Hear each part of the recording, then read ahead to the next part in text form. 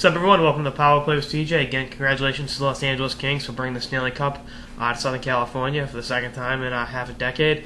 But I'm going to talk about the hometown team re-signing two of the heart and soul guys. Not even really one heart and soul, the other one really jack of all trades. And Chris Kelly and Gregory Campbell. Two guys that are slated to become unrestricted free agents at the end on July 1st.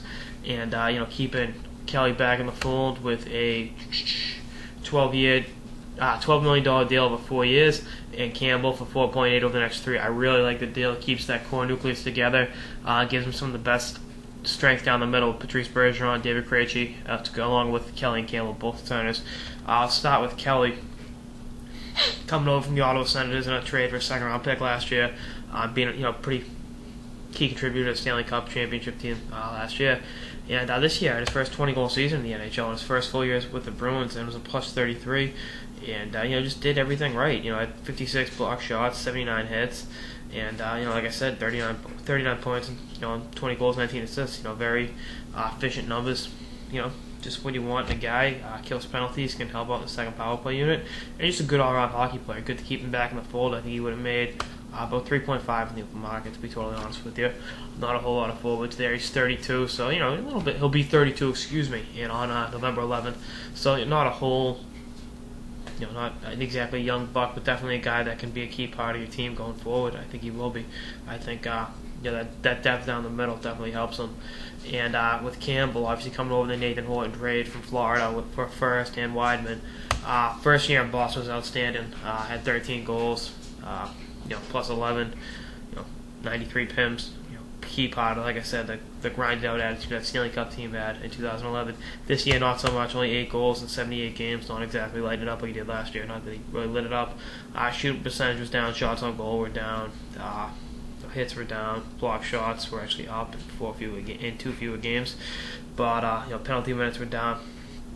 But I look for him to come out strong next year. I think both of them are going to, like I said, be key parts of the team going forward. Gregory Campbell re-signing the 3-4 line, arguably the best fourth line in the league right there, with Thornton and Paille.